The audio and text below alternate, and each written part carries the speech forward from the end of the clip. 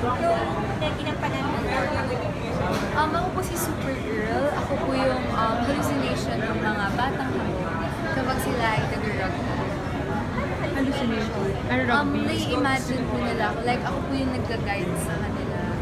Parang imagination. So it's more of positive influence.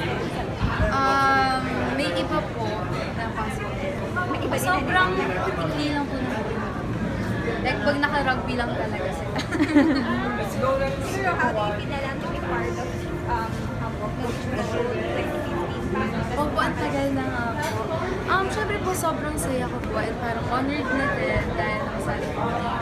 At marami na rin pong napanilo ng award yung Hambog. So, yun po. More recognition. And then si Terry, ano po siya, best actress. And syempre po si Bon, best supporter. So, yun po. So, sa sign kayo na mag-indie ka, i-continue mo pa. Yes po, natuwa po ako sa paggagawa namin ng movie na to dahil kahit low budget po siya. Kasi po diba, alam po natin pag indie film, low budget talaga. Nabigyan po namin ng justice yung story. So, at ngayon po may ginagawa po akong bagong indie film. It's called Broken Hallelujah. It's about human trafficking. So, may mga rape scenes. Directed by Roland Sanchez. So is this like a mature role for you? Super mature. Then, mga rape scenes nga po. And then, yung parang siya po kami. So, yeah. Sino yung cast ka na? Sino mga Co-stars? Jeff Gaitan, Mon Campiano, and sino ba ba? I forgot! Sino kasama mo sa race? Si Kuya Mon. Ano sabi? Kinausap ka niya? Yes po. Sabi niya, okay, trabaho lang to, pero dahil indie film to, totoohanin natin ng slide lang. Pero hindi naman po na parang asila. Kasi po pag indie film, diba, kailangan realistic. Hindi katulad sa mainstream, may limitations. Anong sabi ng parents mo about it? Actually, yung mom ko parang, gagawin ba natin yan?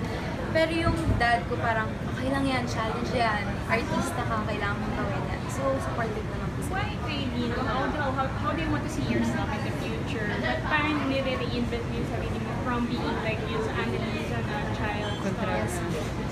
Gusto ko po kasi makilala ko as a multi-talented actress. Like, hindi naman siya nag-a-assume ako, but you know, I can sing, I can dance, and I can act also. Pero gusto ko po talaga, tatanggapin ko, kahit sobrang hirap ng role, basta challenging, tatanggapin ko siya. Ilang taon ka na ngayon? I'm 13 years old.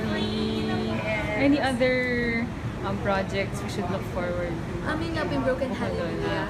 And this coming birthday ko po, September 3, we're planning to have a birthday concert.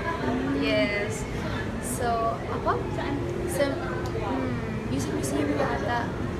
So, yun. Sana po, supportan niyo lahat. Wait, sorry, yung director mo, hindi mo siya nag-work, syempre minor. Paano Meron bang yung handle prepare? kapag Gina-guide niya naman po ako sa mga gagawin ko.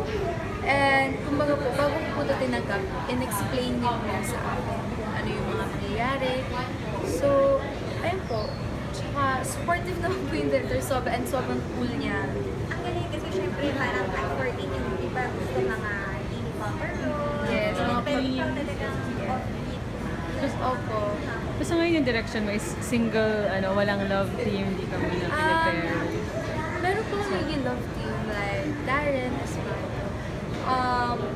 Pero ngayon po, happy naman po na mag-isa.